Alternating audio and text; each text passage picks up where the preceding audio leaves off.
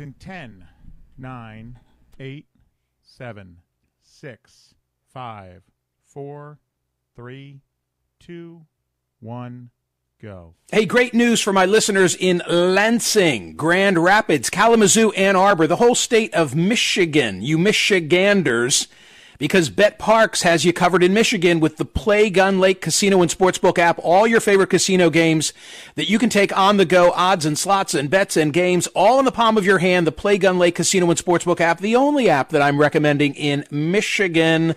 New users, join me now. Get up to $1,000 casino bonus back if you're not a winner in the first 24 hours. Roulette, Baccarat, Texas, Hold'em, and all from the comfort of your home. Play Gun Lake Casino, your favorite progressive slots.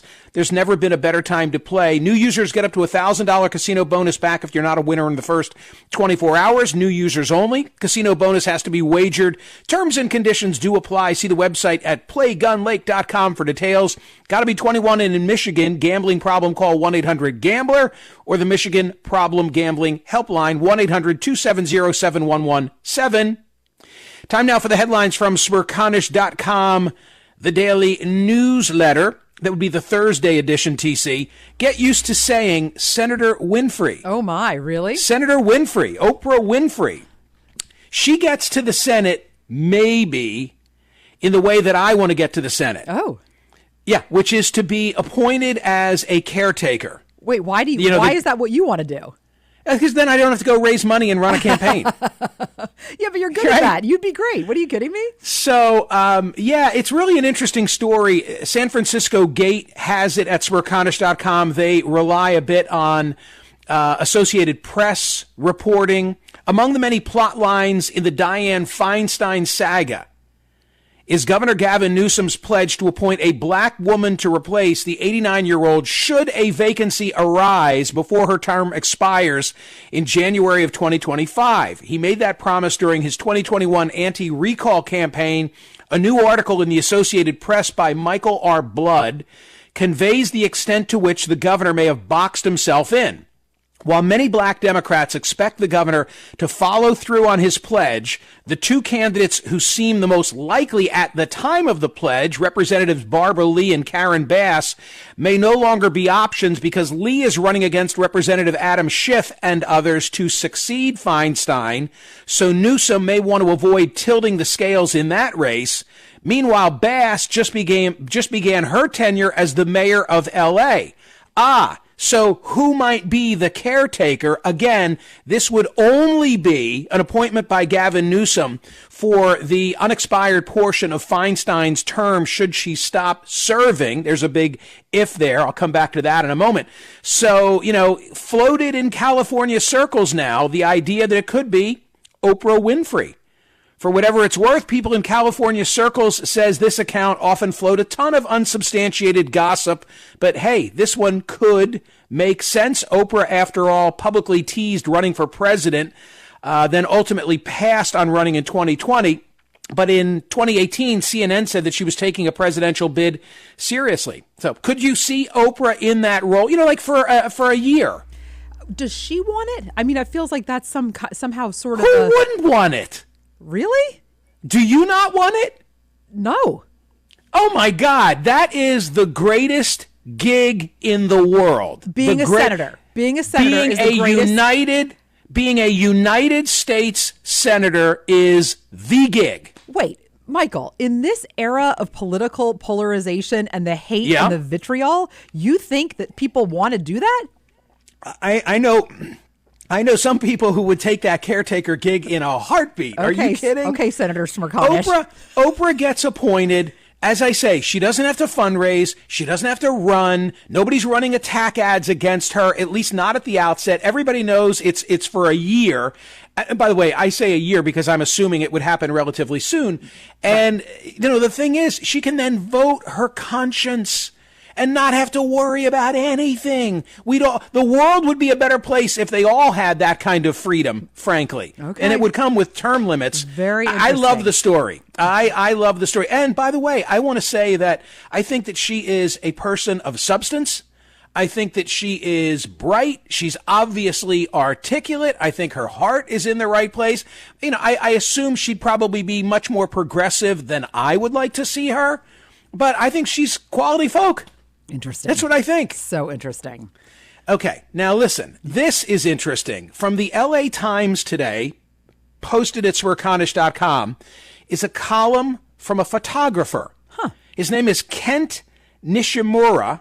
Hope I'm doing right by your name, Kent. Kent Nishimura is an LA Times photographer based in Washington, covering the news of the day for the LA Times. The exercise of photographing a U.S. senator, he writes, is a bit like a game of cat and mouse. The photographers and reporters of the Capitol Hill Press Corps patiently mill about in case a person, most likely in a blue suit, paren sometimes in a hoodie, we know who that is, with a phalanx of staff breezes by, and that's when we strike. In these brief moments, we create the postcards of history. And then it says this, but the Capitol complex is a maze, full of hideaways, tunnels, subways, staircases, and doors opening into rooms that spill into an unfamiliar hallway. When members of Congress want to avoid reporters or photographers, they have a number of options. Since her recent return, Senator Dianne Feinstein and her staff have used every trick in the book to stay out of sight and at a distance from the press. And he goes on to explain how hard it is for him as a photographer to keep tabs with her. There are photographs that are attached to this story, and for the benefit of our YouTube audience, Randy's going to roll some of them, captured by this photographer, including like one where he sees Dianne Feinstein coming, and when her staff see that he's there with a camera, they try and hide her behind a pillar, which doesn't work, of course. And the Capitol lends itself, you know, they've got all that underground hideaways and tunnels and subways and so forth.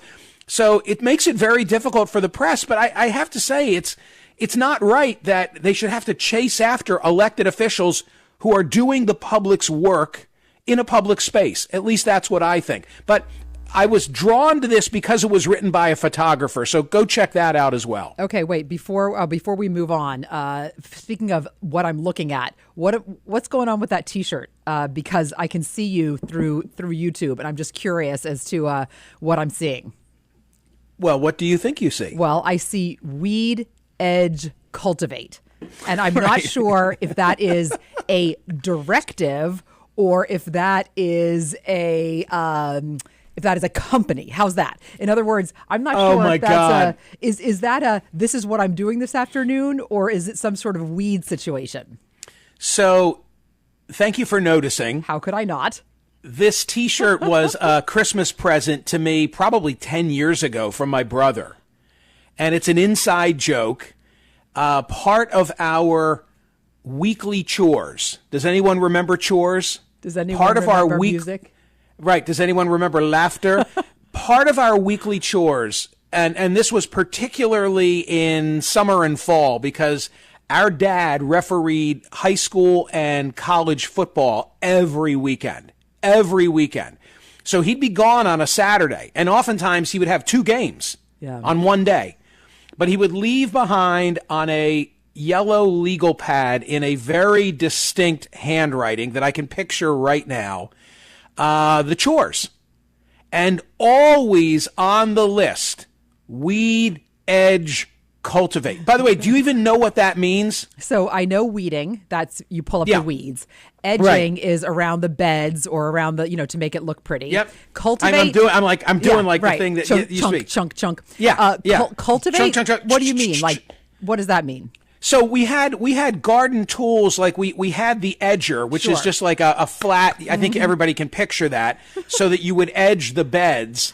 And then there was a claw that we had. I have one at home now, and you would always cultivate the beds. So you'd weed them, and then you'd edge them, and then you would cultivate. And cultivate is just smushing? Yeah, moving it around, good for the soil and good for the appearance. Got it. But I'm telling you, like clockwork, TC, always on the list, Weed Edge Cultivate. Weed Edge Cultivate. I was so he made me a T-shirt. I love the T-shirt, but I was also, people on YouTube, depending on how you're sitting, could only see the weed part, maybe a little bit of the edge part. Right. So there were a lot of questions. No, look, they're garden implements and symbols underneath. Right. No. Right. But that was not where we were going. That's why I had to ask. What do you think? A new version of Smerch merch? Yeah, Weed Edge Cultivate. It's amazing. How do you think the Weed Edge Cultivate T-shirts would go over? In purple, of course. Hey, the free hairy ones are doing inside, well. It's an inside joke. What can I tell you? And now it's an homage. Now we're all inside. We love it. It is an homage. Yeah. More headlines now from Smerconish.com, the Thursday edition of the newsletter. TC, Amanda Gorman, I know that caught your eye. The poem for Biden's inauguration we all remember. It sure did catch my eye, and it caught my eye especially on the heels of your story about Oprah Winfrey. This is the headline from the Journal-Star, among other places, that Amanda Gorman's poem for Biden's inauguration, I think a lot of us remember it, The Hill We Climb, and her reciting the poem in that resplendent yellow, the nation's first youth poet laureate. And so this poem has been banned by a Florida school because of a complaint from one parent, which I also find very interesting. And the parent who complained about it had to fill out a form and said that the author of the poem was Oprah Winfrey. So I thought that Senator was Winfrey? Interesting. Exactly. I thought that was an interesting tie-in, but also, as Amanda Gorman said, like she wrote, I'm gutted, because it did seem like that was not a poem that should be banned.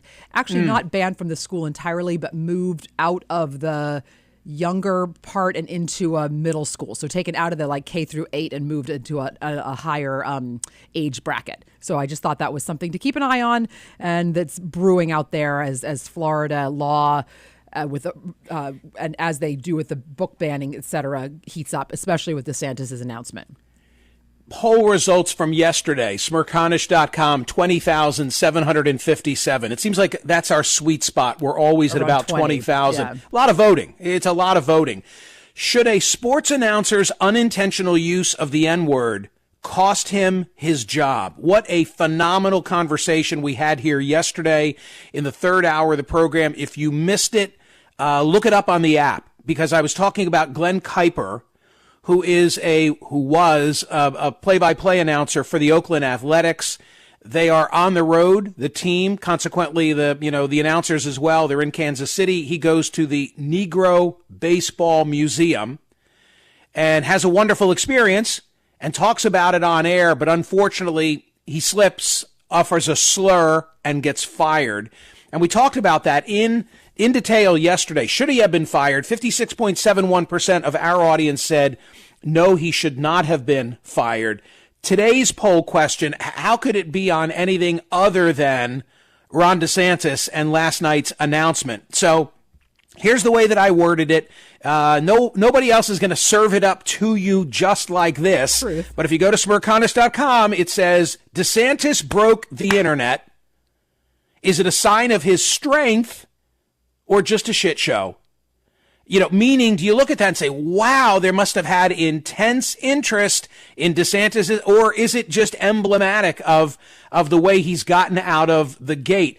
I agree with the observations, not unique to me, but this was a thought I immediately had, which is that the launch will be remembered most for the glitch, largely because there was nothing else memorable about it. Like everything else to me was too staid, too robotic, too predictable.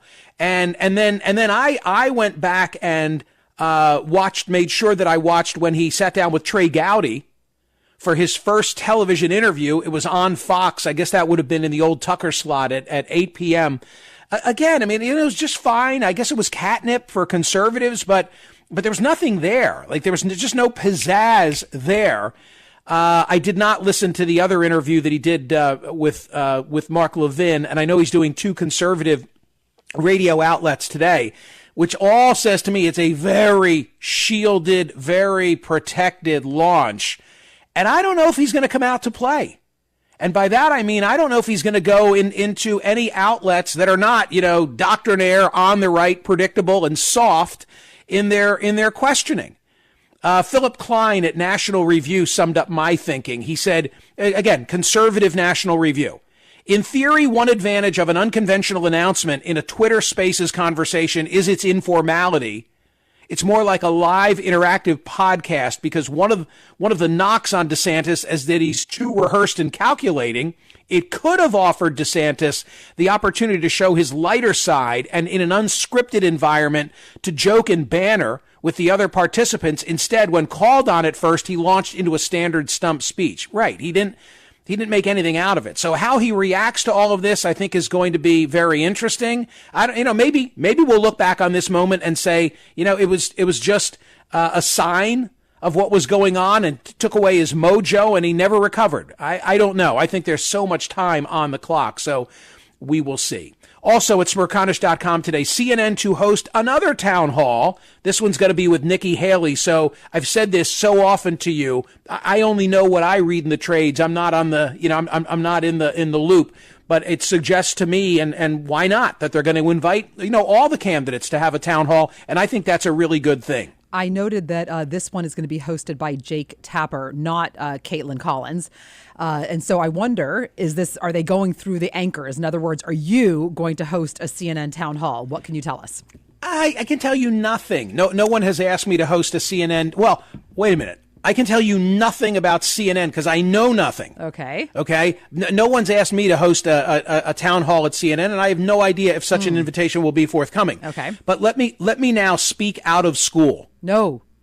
Let me now speak out of school and say I will be hosting a pair of town halls, only not for CNN, but for SiriusXM.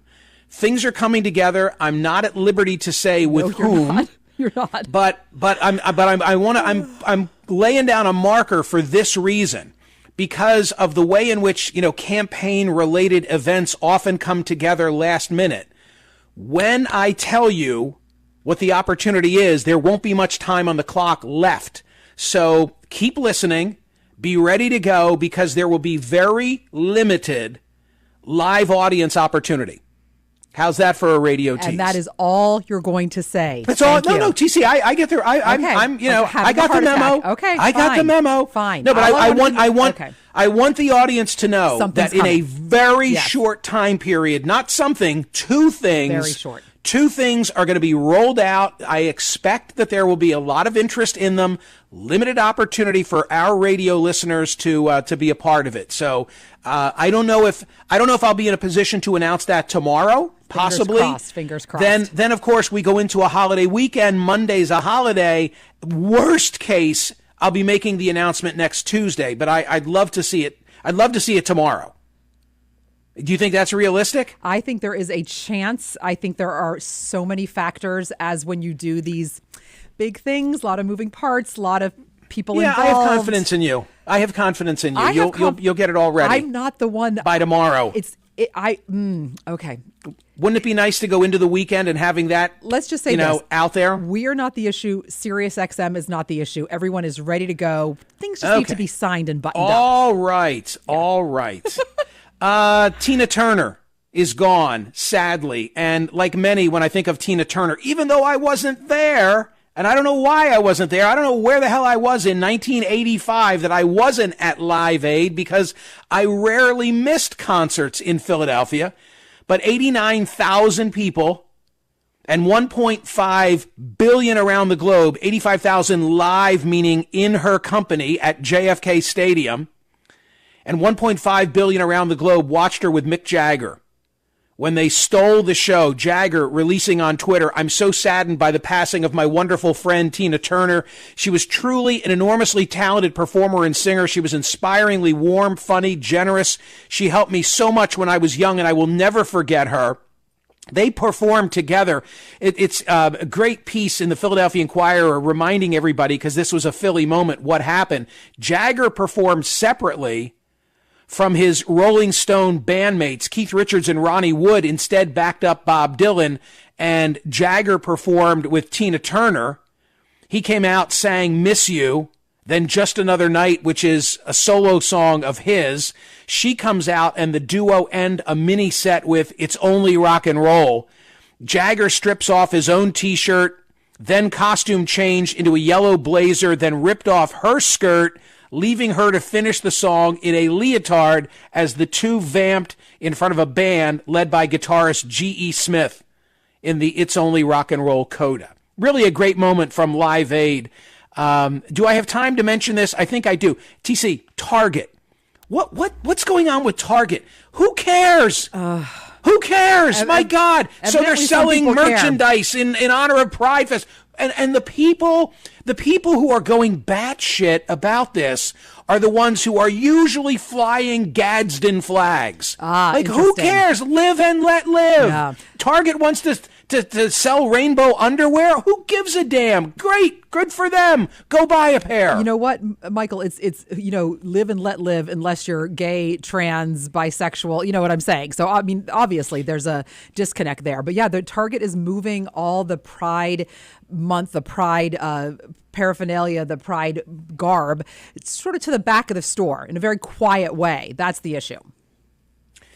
I mean, I just don't tread on me is what they love to say, right? And then they become but they never want to say it on behalf of the most marginalized among us. Are there any indications yet that the LGBTQ plus IA community has taken my advice and come up with a shorter acronym? Not yet, but I'll keep you posted. Like and subscribe. And ladies and gentlemen, weed, edge, and cultivate. See you tomorrow.